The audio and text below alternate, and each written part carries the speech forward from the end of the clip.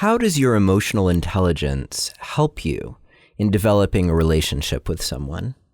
And is that something you can improve? And what are the kinds of things that you should definitely steer away from because they undermine the ways that you're relating to the people around you, especially the ones you love? That's what we're going to cover in this week's episode. As always, I want to start the podcast with a little gratitude. Eleni, Timothy, Lynn, and Karina, thank you all so much for your generous contributions in support of Relationship Alive. And if you are finding the podcast to be helpful and would like to make a donation, just visit neilsatin.com/support or text the word support to the number 33444 and follow the instructions to choose something that feels right for you. Now, so much of how we relate comes down to how we communicate. And to that end, I've put together a free guide with 3 communication secrets that are especially important when you're communicating in your relationship, or really with anyone. These are the kinds of things that will help you stay connected no matter how challenging the thing is that you're talking about. To grab the guide, all you have to do is visit neilsatin.com/relate or text the word relate to the number 33444 and follow the instructions. And finally, before we dive into today's episode, if you're looking for support in your relationship and you happen to be on Facebook, come join the Relationship Alive community, where there are more than 2,300 listeners gathered to create a safe space for conversations about relationship.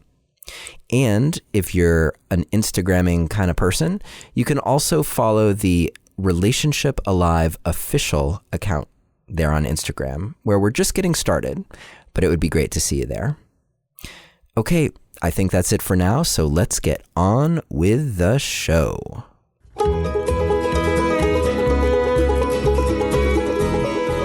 Hello and welcome to another episode of Relationship Alive. This is your host, Neil Satin. On today's show, we're going to explore the question of how to relate better with your partner, your girlfriend, your boyfriend, your whomever, with other people in your life, and perhaps also how you relate better to yourself. And when I talk about relating better, I'm going to distinguish it a little bit from the kinds of things that we typically talk about on the show, because we're really talking about, more often than not, establishing emotional safety and how to handle problems and those kinds of things. But I wanted to bring in an expert who can really dive into the topic of what does it even mean to develop a relationship with someone, and what are the kinds of conditions that make that easier so that you're actually more efficient in how you communicate, you're more likely to actually like each other. And on the flip side, what are the kinds of things that you might want to steer away from that would be undermining the ways that you're relating to the people around you, and specifically in your partnership? So today's guest is, this came about kind of in an unusual way. We actually got chatting on LinkedIn, of all places. I'm like hardly ever on LinkedIn. But in the process, and just talking about our podcasts, deciding that this person would be a great guest for the show to talk about these things that I just mentioned to you. His name is Jordan Harbinger, and he is formerly the host of the Art of Charm podcast, which you may have heard of. He now has his own show, and it's already gotten over 1 million downloads in its first month alone. And he is focused on how to develop these skills of relatedness and succeed in your life, in your connections. And I'm really excited to have you here with me today, Jordan. So welcome to Relationship Alive. Yeah, thanks for having me on, man. It is weird. I'm never on LinkedIn. I go on once a month to kind of go, hey, I'm never on LinkedIn. Stop sending me messages here. And there you were. And yeah, it was kind of like that, I think. I think, in fact, your message to me said, hey, if we know each other, connect with me on Facebook or something like that. Yeah. Yeah. If we know each other, then you probably should know I'm never going to answer this message if you reply. Yeah, that's so pretty much what it was. And yet there we were. Yep. I do want to mention that if you're looking to download a transcript of this episode, you can visit neilsattin.com/Jordan, Jordan, or simply text the word passion to the number 33444 and follow the instructions. So, Jordan, here we are. You're on the heels of getting your new show going, and tell me in a nutshell, what do you like to say as your specialty? Like when you're helping people out in life, what's your elevator pitch in a sense of how you are helping people achieve more success in their lives? Yeah. So for now, what I do on the Jordan Harbinger Show is I study the thoughts, the actions, and habits of brilliant people and ask them interesting questions so that the audience can apply that same wisdom for themselves. So I steal guests' superpowers and deliver them to the listener. Awesome. And so that's what I do on the show. But what we do at Advanced Human Dynamics, which is my training company, where we teach live events, have products and things like that, where we teach networking, rapport, relationship development for professional reasons and things like that. Essentially, that slogan is TBD, I guess you would say. But really what we do is we teach emotional intelligence in a systematic way that anyone can learn and understand. Perfect. That may be the title of this episode. And let's dive in there. I watched a video of yours prior to this conversation, and I think a great place to start is this concept of ABG, or to always be giving, and especially in the context of relationship, because a lot of the times when people come to me as a coach, they're in this place of scarcity in their relationship. And when I start suggesting that, well, the way to get to the other side and to actually feel good about your relationship is to start showing up even more brightly, more brilliantly, and more, in some respects, selflessly in your relationship, people sometimes look at me cross-eyed like, wait a minute, I came here to tell you just how much my partner is failing me. So let's start maybe with the concept of always be giving and where that's come from for you and why it's so important. Sure. So the reason that this is important, I'd love to say I had this great moment in my life where I realized that this had to happen for me. What really happened was I was pretty good in school when I was a kid, and then I got to college and everybody was smart and I couldn't just rely on that. So I had to outwork everyone. I shifted my competitive advantage to outworking everyone from just being smart enough to teach myself geometry the day of a test, right? And then when I got to Wall Street as an attorney, everyone was smart and everyone was working 20 hours a day, 7 days a week, or 16 hours or whatever it was. And so I didn't have a competitive advantage. And I started to learn how to build relationships to try to get to the top of the law game, to become a partner, to bring in business. And what I'd realized was schmoozing and handing out business cards and all that stuff, it really didn't work. Trying to take classes from, no offense to the Dale Carnegie organization, they do great stuff, but trying to learn how to win friends and influence people from a guy in a sweater vest at the YMCA just was very limited, right? You would take those classes and you'd go, great, you got to have a firm handshake and you got to have good eye contact and you got to use these mnemonic devices to remember that someone's kids played tennis. But at the same time, if somebody doesn't like you and they're not giving your law firm business, it's not because, well, he broke eye contact a little too early there. Let's give the business to the other guys. It's because they don't freaking like you, or they don't trust you. And so I dedicated myself to figuring out what was going on there.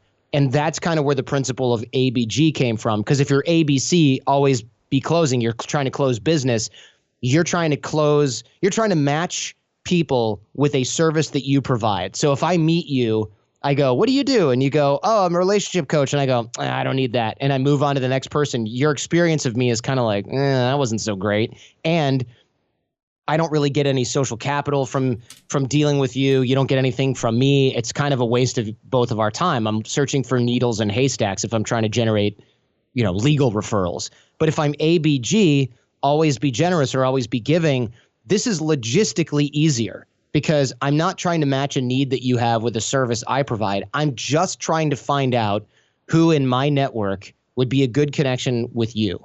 That opens up all kinds of opportunity. Oh, you're a relationship coach? Oh, man, I have a bunch of friends in that industry.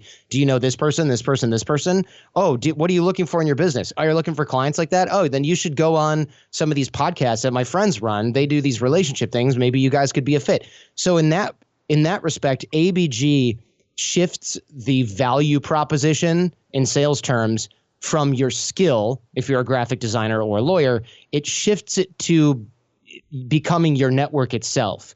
Right. So everybody I meet, I try to plug into somebody else in my network. I meet a CPA. Great. I know a bunch of cryptocurrency investors that don't know how to plan for taxes. Let me introduce you. Right. You're a relationship coach. Great. I know a bunch of people who could probably use your help. Let me plug you into them. So I'm not trying to match it to myself. I'm trying to match it to others. I'm not thinking about what I'm going to get in return. I have no attachment to what I'm going to get in return.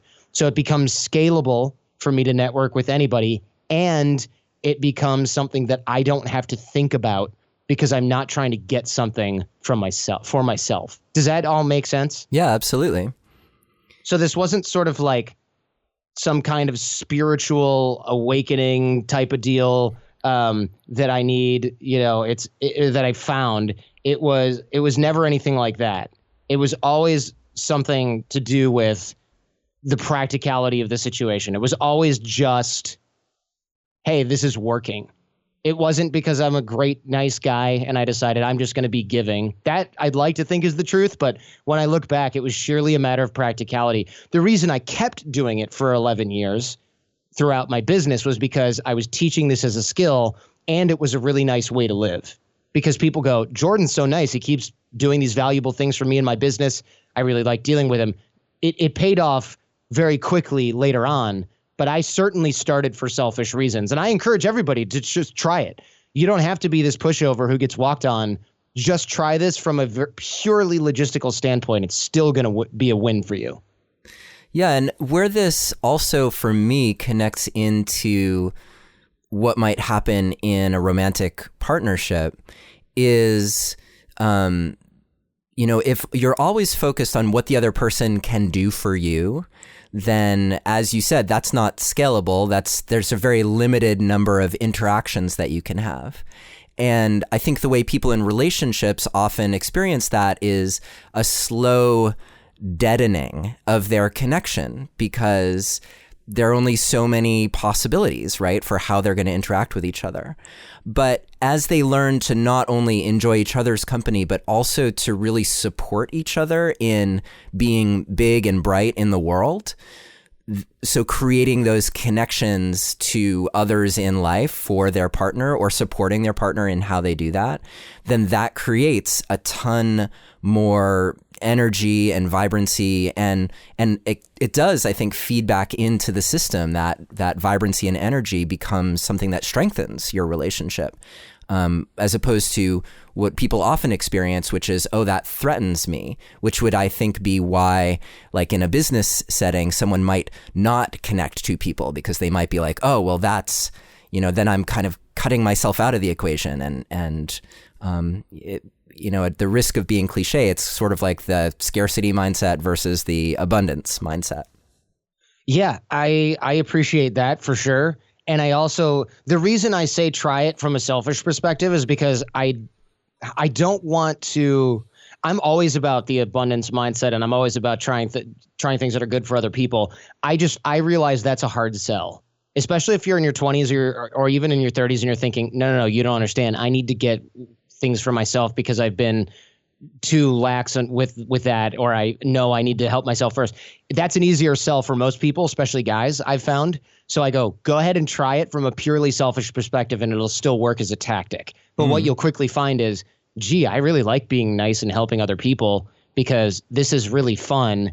And holy crap, does this work? But also, I look like a great guy and I feel like a great guy. So I'm going to start being good in my relationships with other people and generous in my relationships with other people all the time, because it seems limitless at that point. But if you just tell people, no, trust me, turn the other cheek and forgive people and all ABG, they go, okay, whatever. I'm broke. You don't understand, like this, I need this. You don't get it, right? It becomes a problem, and you have to sort of fight. You have to sell it like, no, this is this is better for your psyche, and people who go, I don't care about that. I need to win, right? So try it. You'll still win. You'll win either way. Since you were mentioning that trust has come up a couple times already, I'm curious for you, what do you think are the key components of developing trust with someone, and maybe this is someone anew? And then this also, again, comes up a lot in relationships where breakdowns happen and you're in a position where you have to rebuild trust with your partner. Sure. So this is a huge subject. I'm sure you've done 700 hours on this particular topic, but when you're trying to bring trust into a new relationship, it's likely a lot of the same stuff that you would do in any relationship. But I think any new relationship, really, we're evolved to figure out quickly whether or not someone's trustworthy. And this isn't like, look at their eyes, and if they're looking upward, they're lying and not trustworthy. We really are, as humans, sort of evolved to trust certain people implicitly and not trust other people, the outsiders of the tribe, implicitly. So the top things that I think you can do are small gestures that show that you do what you say you were going to do, if that makes sense. Yeah. So these small gestures that you would want to do, for example, going back on the ABG subject, if I say, Neil, man, this is really great. I would love to introduce you to a few people. And you go, yeah, I would love those introductions. And then I never do it.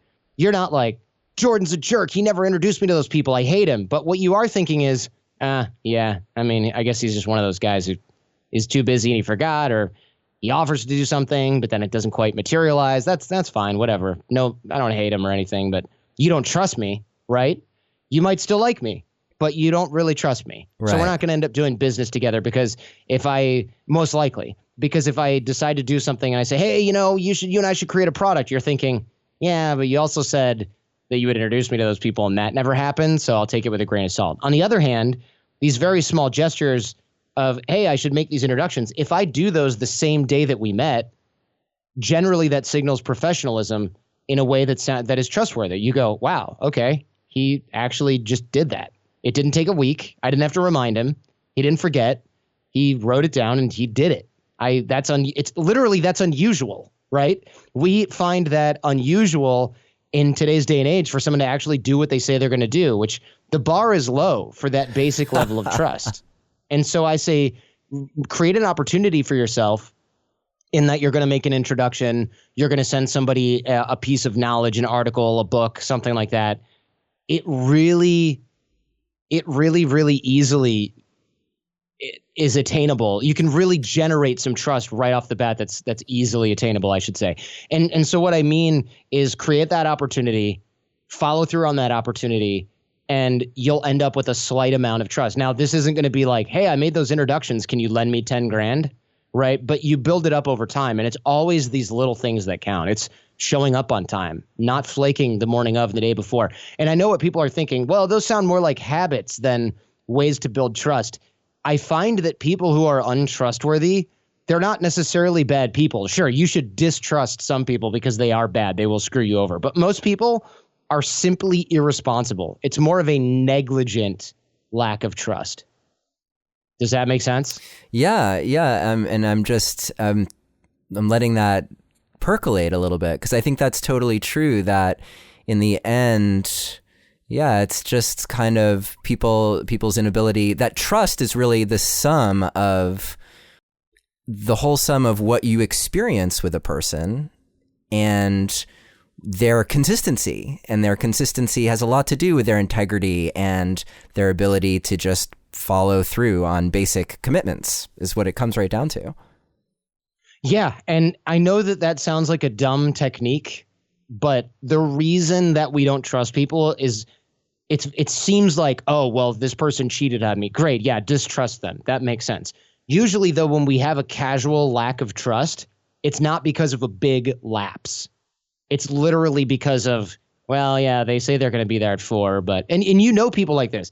Yeah, Jim said he's going to be here at 4. No. Let's just go to the restaurant. He can meet us there. Oh, what? Why? Yeah. Jim's not going to be there at 4. Let's just go eat. We'll order some appetizers and some drinks, and we'll wait for him to show up. And sure enough, Jim rolls in at 5:15, right? And everyone knows that. And that seems like, that's just him. But how many people are making plans with him all the time and relying on him to do what he says? We always have to build in a buffer. I have friends like this in my circle. Oh, yeah, if she's not going to be ready on time, let's just go there. She can meet us there. If we wait for her, we're going to be 2 hours late, every time. And we all have people like that in our lives. So we tend to go, oh, lack of trust is this big, giant thing. How do we make up for a lack of trust in a relationship and a friendship and an intimate relationship? Man, that's not it. It's not showing up on time. It's not doing what you say you're going to do. It's offering to do something and then failing. It's changing your mind and not having the guts to tell somebody that you changed your mind, so you just hope they forget, so you fail them in that way. That's how lack of trust starts. It's a set of habits that you have, and regardless of whether or not you're treating everyone like that, that's really the reason people don't like and trust people. I shouldn't even say like and trust. It's a reason people don't trust others. And trust is more important for business. It may be different in personal relationships, but I personally have done plenty of business with people that I don't necessarily like that much, but that I trust. It's the most important thing. I know there's people that aren't going to rip me off, that are going to show up on time, that are going to deliver when they say they're going to deliver, but I wouldn't necessarily hang out with them. But there are plenty of people that I hang out with all the time where if they said, hey, we should do this business together, I would say, no offense, but hell no. And I think we all probably could think of people like that if we had to. Yeah, yeah. And another thing that occurs to me too is how helpful it can be. So if you're sitting here and you're listening to all these things and you're like, well, honestly, a little bit like me, where you're like, oh shit, I've done that. Like I see how I've undermined trust left and right. To be willing to actually show that you are noticing that about yourself. So potentially as a way to repair lapses in trust with your friends and your partner, to be able to say, hey, like, I know I made this commitment and, I recognize that I didn't do that, or I recognize that I didn't show up on time when I said I was going to.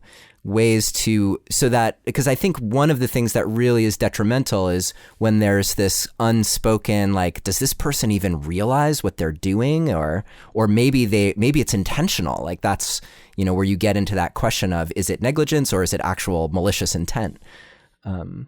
So much can be clarified by actually connecting around that very thing. I agree with you. Yeah, I agree with you 100%. And I think it's something we don't normally think about, really. Jordan, we're going to take just a moment to talk about this week's sponsors. Our first sponsor is Babbel, the #1 selling language learning app in the world, and they have a special offer for you as a Relationship Alive listener. Now, one way that you could change things up in your relationship is to literally change the language that you use to communicate. It's definitely a fun activity to do together with your partner or in your family. With Babbel, you can learn Spanish, French, Italian, Russian, Swedish, Danish, and there are even more languages to choose from. As I've been mentioning for the past few weeks, my son and I decided that we were going to learn a language together, and we picked one of the Romance languages, Italian. Babbel's lessons are designed to get you speaking confidently in your new language and actually remembering what you learn, and so far, I'm really impressed with their approach. Their lessons are crafted by language learning experts, voiced by native speakers using real-life situations, and they use several different methods to help teach you the language, which really helps make it stick. While I'm looking forward to a trip to Italy at some point to try it out, I'm really enjoying the chance to just stretch my mind and my tongue with new ways of saying important things to the ones I love, like ti amo to Chloe, or ti voglio bene to my sweet chitlins. To learn a language you've always wanted to learn, go to babbel.com and use the offer code ALIVE to get 50% off your first 3 months. That's Babbel, BABBEL.com, and the offer code ALIVE for 50% off your first 3 months. And grazie to the folks at Babbel.com for your support of this week's episode of Relationship Alive. Now, some smiles are wide and full of warmth. Some smiles reach all the way up to the eyes, and some smiles are so bright they light up an entire room. And every smile tells a story about the gift, about you, and about the ones you love. This week's second sponsor is James Avery Artisan Jewelry. Gifts from James Avery help tell your story, one that you and your loved one will remember for years to come. You'll see your partner smile when they open the James Avery coral box, and you'll be able to share that memory every single time they wear that special something that you got for them. James Avery also sources their gemstones responsibly, something that's especially important to me and Chloe as we make choices about jewelry. This holiday season, you have some smiles to look forward to. You can find James Avery Artisan Jewelry in their shops, in many Dillard's stores, and online at jamesavery.com. And thank you, James Avery, for supporting smiles and relationships by sponsoring this episode of Relationship Alive. And now, let's get back to our conversation with Jordan Harbinger.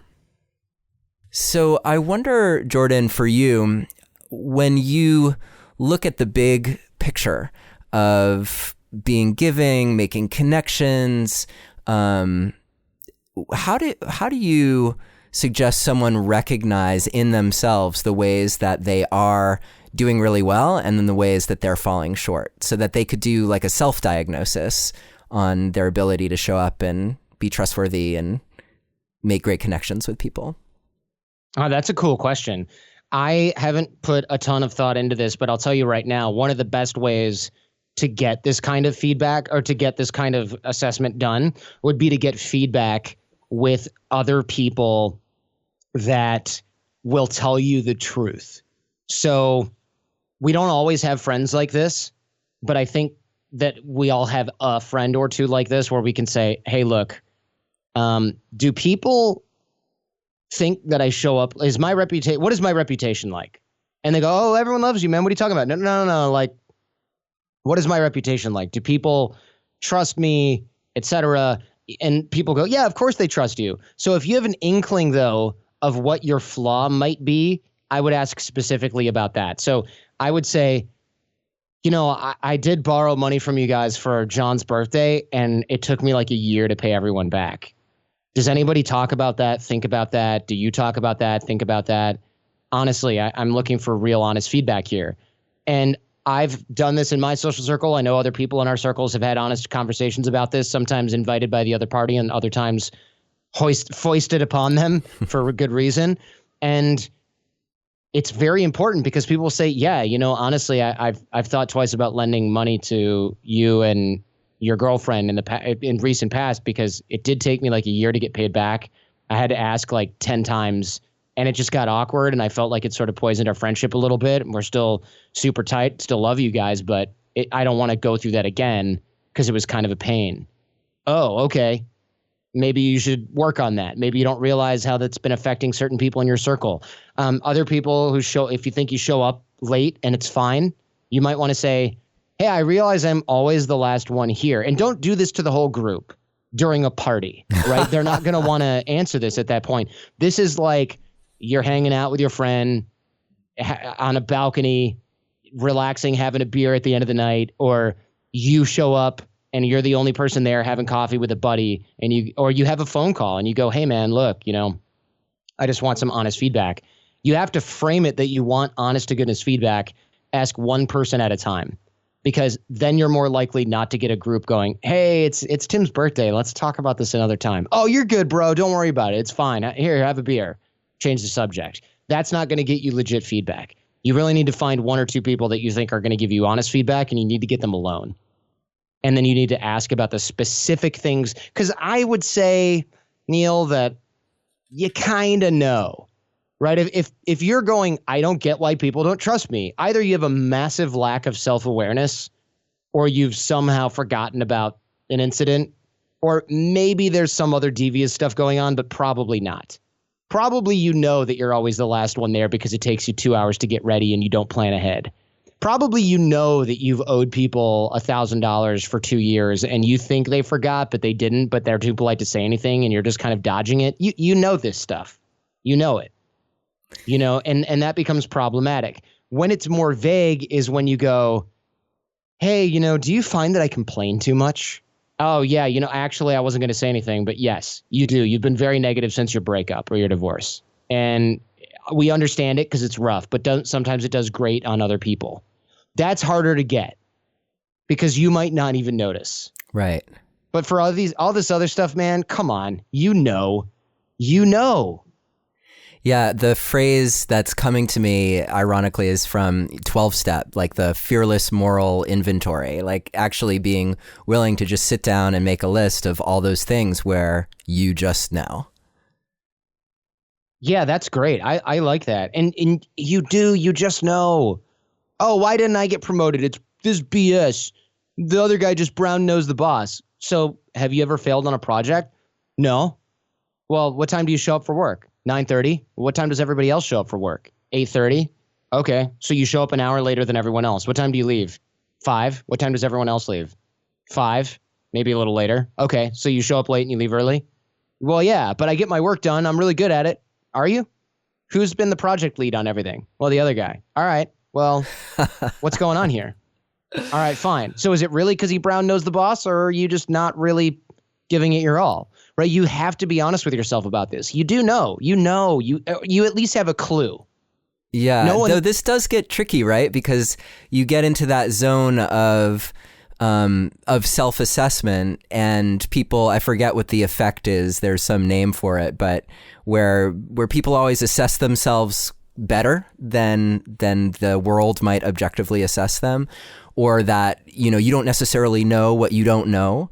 And you probably run into this in terms of teaching people emotional intelligence skills, where they're like, wow, like it finally kind of dawns on them, wow, I didn't realize that by not taking a moment to actually listen to what someone was telling me and let it affect me in some way, that they were feeling like I didn't even hear them, that there are probably core skills or awarenesses that people don't have because they haven't been able to experience the world through that filter, through that lens. Yeah, I think you're probably right. There's going to be some people that don't know what they don't know. And that could be caused by a lot of different things. Look, if you've got a substance abuse problem, then maybe you're not thinking about the fact that you owed someone $500 for 2 years, right? You've got other stuff on your plate. So maybe this will come in handy then. But I think for the average, moderately, more or less healthy person, there's going to be stuff where you kind of think you're getting away with it. And then you're like, it's fine. She never complains about this, so it's fine. And my wife a couple of weeks ago asked me, she goes, what percentage of the housework would you say that you do? And I went, I don't know, like 5%. And she goes, really? And I go, yeah, I don't know, maybe even less. And she goes, no, I mean, I would say you do between 5 and 10%. And I said, oh, great. And she goes, I'm really glad to hear you say that. And I said, why? And she goes, because I thought you were going to say like 50%. And I said, no, not a chance. And she was very pleased to hear that. She didn't say, you got to get off your ass and do more. But she was very glad to hear that I didn't think that I was doing exactly the same amount of stuff as she was, because I'm not. And I'm very aware of that. But if she went, it kind of bothers me that you don't do this and this and this and this, I would have known that I had behavior change coming. And I think a lot of people don't necessarily realize this. I think a lot of people go, oh, yeah, I pull my own weight around here. And the whole team is kind of like shaking their head going, what are you talking? Are you serious? You really think that you do the same amount of work on our projects as us? We're just waiting until somebody figures out you don't do squat and you get fired. Are you crazy? You should figure that out on your own or with the help of other people on the team before you have a performance review at work. Or before you have a significant other that goes, you know what, I am so sick and tired of you freeloading and not paying rent and having me do all the work and you're playing Xbox when I get home. Who the hell do you think you are? You know that there's a hint there, and if you don't, you can get a hint by asking. Most people are going to give you that hint. And look, if you ask and the other person goes, no, it's totally fine, and then when you break up, she's like, there's 87 things wrong with you, then they're to share for some of that blame. Right. But at the end of the day, who's suffering the consequences? You are. So figure it out. Yeah. Yeah. This makes me think a little bit, too, of that strategy that a lot of people use when they're single, where you say, identify your ideal partner, and then you figure out, well, who would I have to be in order to have this amazing partner? There's an element of that in what we're talking about. It's like being willing to look at yourself and say, okay, like, who would I have to be in an amazing relationship if my relationship is suffering, or if my work life is suffering? Who would I have to be? Being willing to, sure, look out around, because there are probably some examples of that in the people who are doing better at it than you. But also, I think it's a great kind of counterpoint to be able to say, like, oh yeah, if I wanted my partner to trust me, then maybe I would have to call home instead of just like be an AWOL for 3 hours after work or something along those lines. Yeah, I think you're probably right. And I think, it's tough to ask yourself that second question. Who would I need to be? Because what we find is that we go, here's my dream partner. Well, who would I need to be to get this person? Are you kidding me? I'm freaking phenomenal. I'm already there. I'm authentically me. I just want to be myself. And I noticed this is kind of funny too, because you see, I noticed men do this a lot. They go, if she doesn't like me for me, then screw it. And I go, okay, well, you're wearing a jersey with a mustard stain on it. You're a little bit overweight. Okay, you're a lot overweight. You clearly don't care at work. You're not really trying to get ahead. And what kind of woman are you looking for? Oh, someone that goes to the gym, takes care of herself, looks really good, gets really done up to go out, impresses all your friends, has an education. So they have to work their butt off, but you get to be authentically you. That seems fair, right? And it's like, oh, well, if she doesn't like me for me, then fine. Well, good. She doesn't like you for you. You are not good enough. You do not deserve what you want. No one really says that, though, right? That's kind of like not cool to be that guy in a friendship, or very many relationship coaches are not going to say, you really don't deserve what you want, because the client goes, screw you, I'm going to hire somebody else. And I kind of understand that, but that's not very effective coaching wise. I think a lot of guys, especially, and I say this among guys, it's really probably equally shared, but I used to coach guys far more than women. And a lot of guys just don't deserve what they want. They really don't. They're not putting in any effort at all. And yet they expect the complete polar inverse when they are going for a member of the opposite sex, or even the same sex.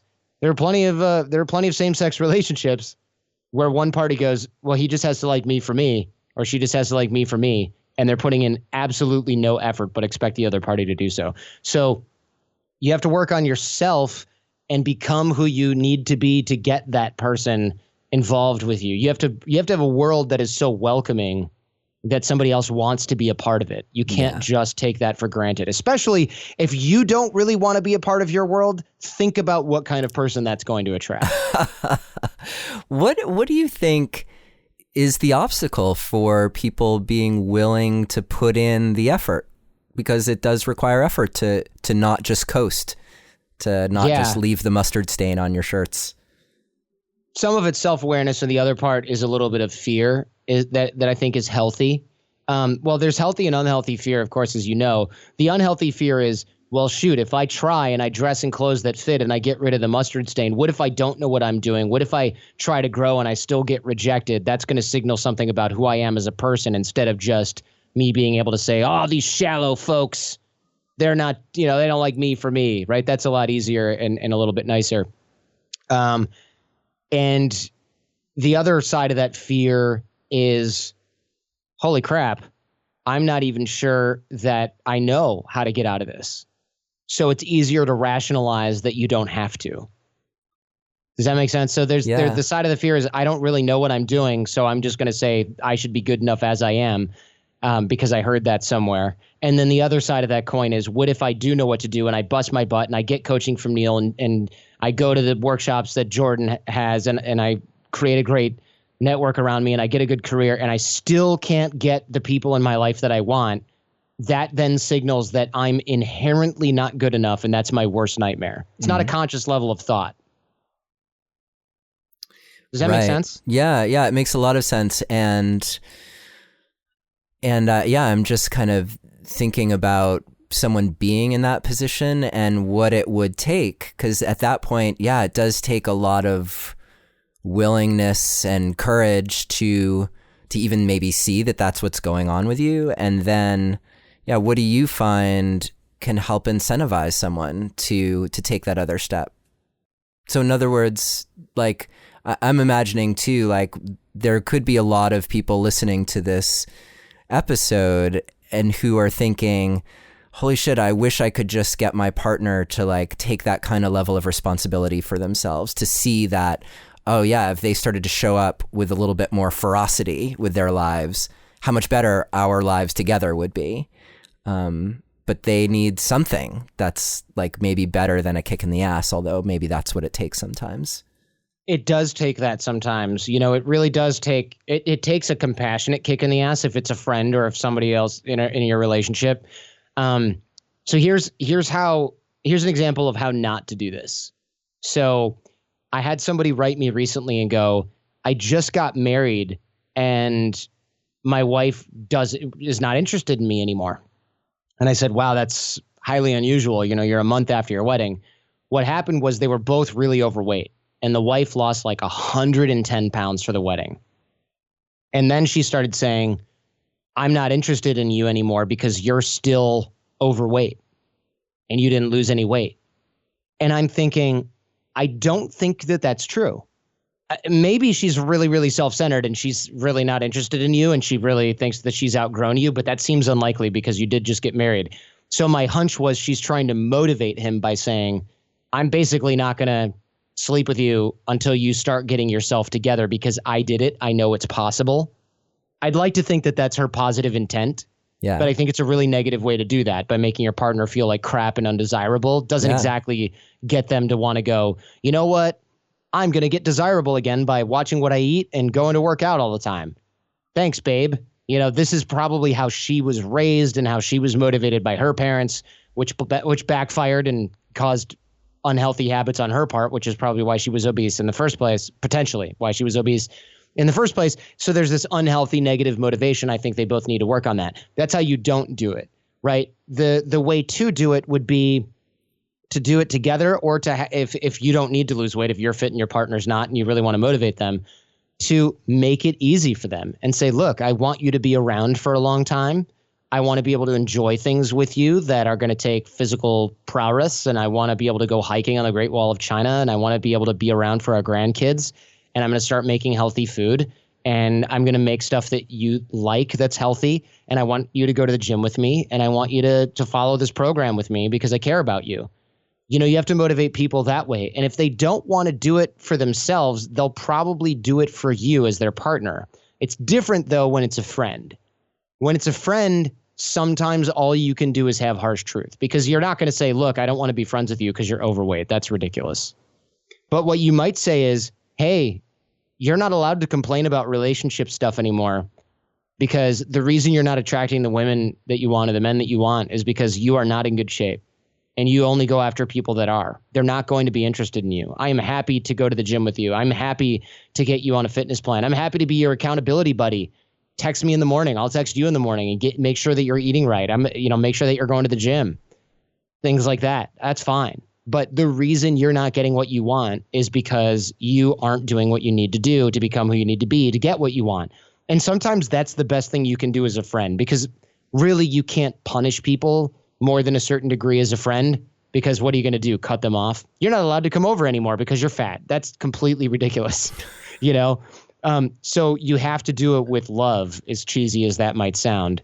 But some people will not respond to that. But then you have to say, look, you are not allowed to complain about being unhappy because you're single while you're eating a bag of chicharrones for dinner every night. You're just not allowed. I'm not going to hear it.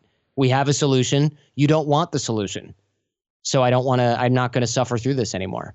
And I know that sounds harsh, but a lot of times that social isolation is all you can kind of do as a friend. But you can't isolate them so much that they don't have you in their life anymore, or you won't be able to influence them.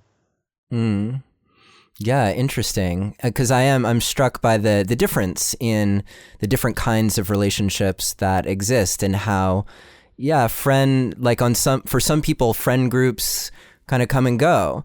It seems a lot more common for someone to feel like somehow they got stuck, for instance, in this relationship. Like, I'm with this person, maybe we have 2 kids together, so now I'm really with this person. And what do I do? Like, they don't want to change. I'm changing. I'm trying to grow. I'm trying to do everything that I can to have a great life and to make this great, but they're not motivated at all. And what do I do? And I think with that comes, I like the feeling of accountability. This is actually something we were just talking about on the show with Cheryl Richardson. She talks a lot about kind of self-care and boundaries, but that question of like, look, I don't want to dwell anymore on the, what's going wrong with us. Like, there are things that we could actually do about this. So either you're willing to do them, or some of the harsh reality is maybe we do, quote unquote, isolate ourselves from each other. Maybe we do break up if we can't actually steer this in a good direction. Or if you have a friend who's consistently complaining, and even with getting that sort of tough love from you, they still don't want to shift, well, you're probably naturally going to evolve apart anyway, would be my guess. Yeah. Mm-hmm. I would agree with that. Yeah, I would agree with that. So I'm wondering, for you, when you are helping someone come up the curve in terms of their emotional intelligence, do you have a checklist in the back of your head that's like, okay, I want to make sure someone has the ability to stay present when they're actually having a conversation with someone. I want to make sure they have the ability to connect with other people and be giving. I want to make sure that they know how to make little commitments and actually follow through on them.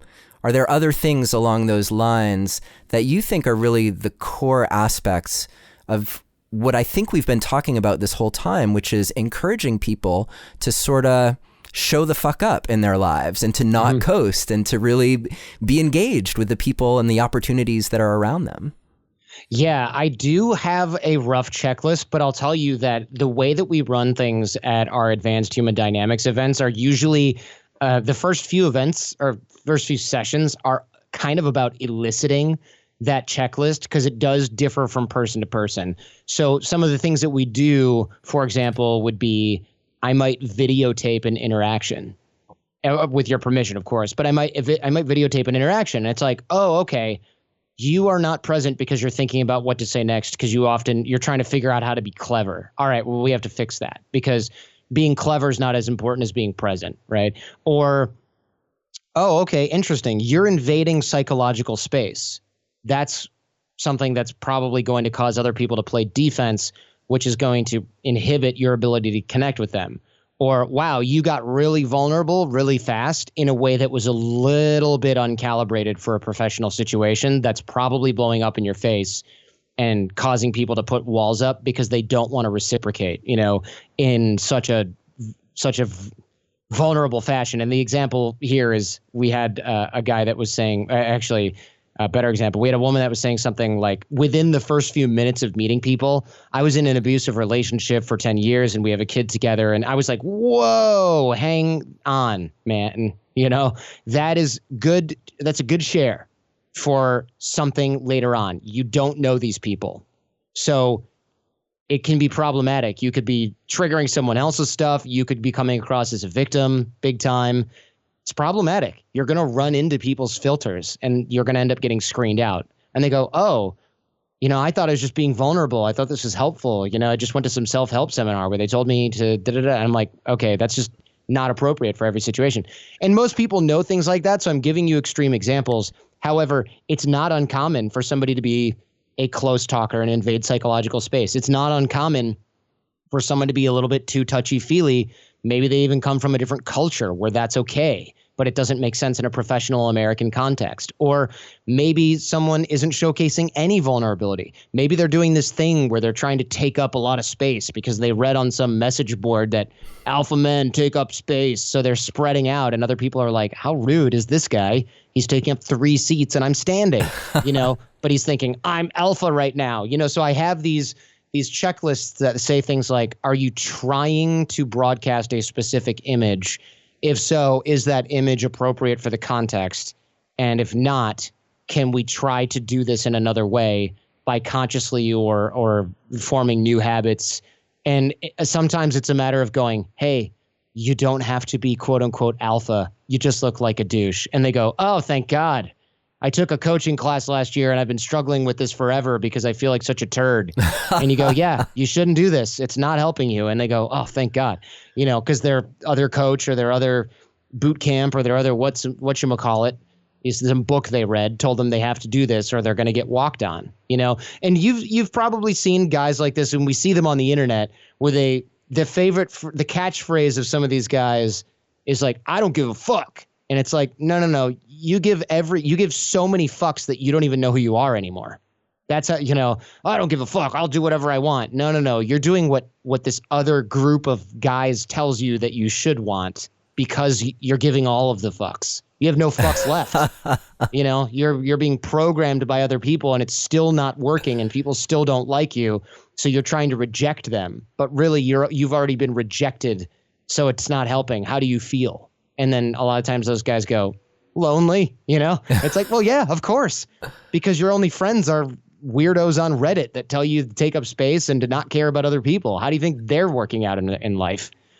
So I try to elicit those checklists from men and women that come through the program because people really have their own individual hangups, and we really wear them on our sleeve as humans. Yeah.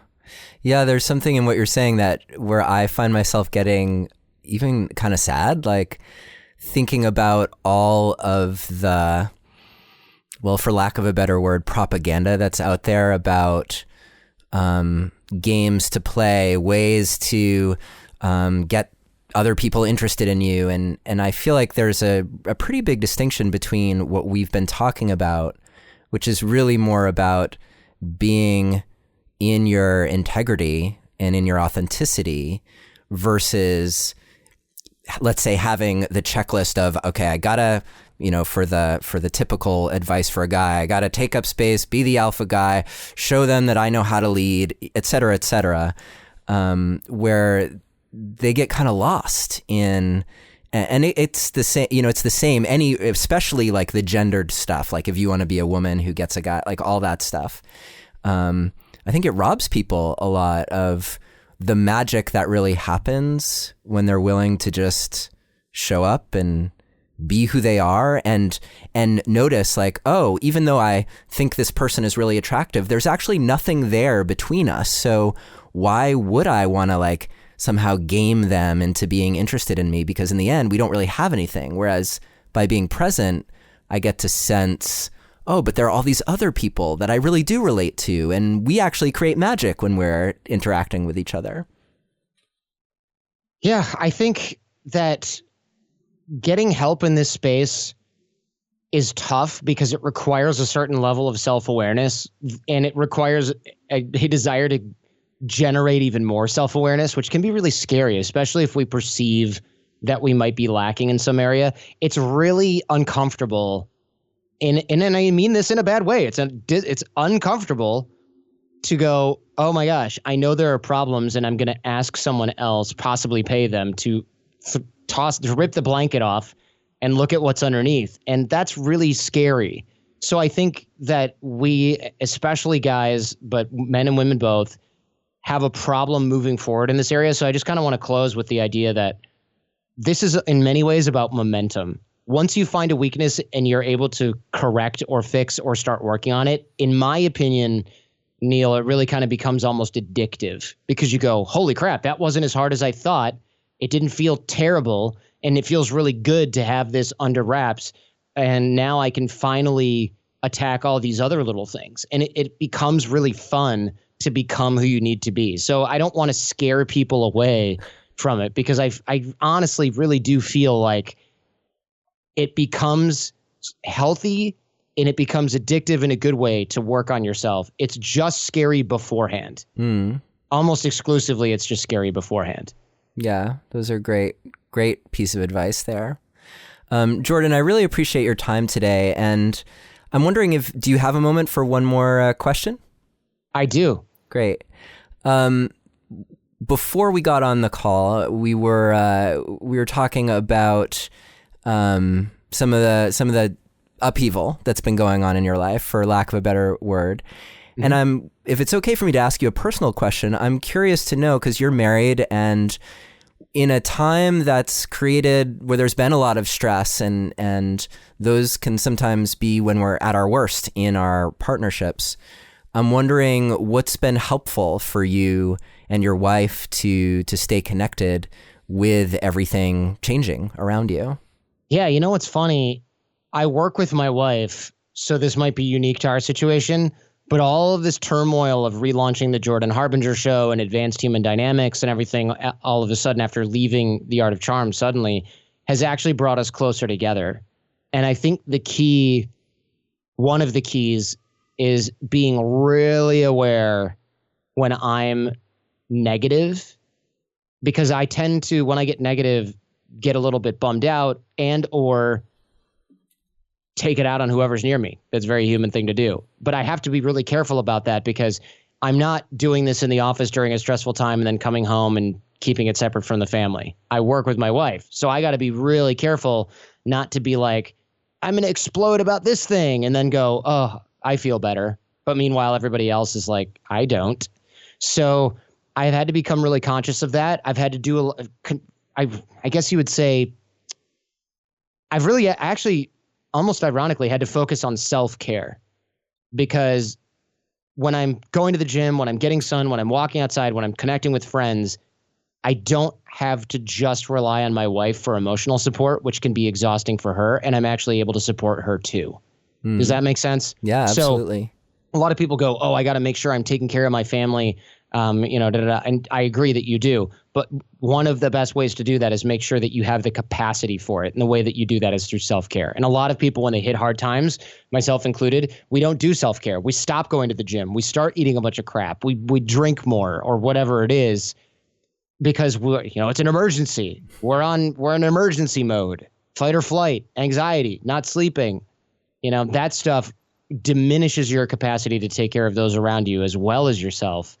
And that's when things start to break down. It's like, I'm doing everything I can for this other person. It's like, well, you are. But what you can do is 10% of what you should be doing, because you're a freaking mess. Yeah. Yeah. So that's what I've been working on. Makes perfect sense. And I think that's another place where it can be so challenging for people to be willing to prioritize that and to maybe do it in a way so that the people around them understand what's going on. Like if you were completely absent and your wife was like, "Where are you going? Why aren't you here?" Then that might be a different story. Oh, I was just taking care of myself. I went to the movies, got myself a smoothie. Did you want one too? Might be different.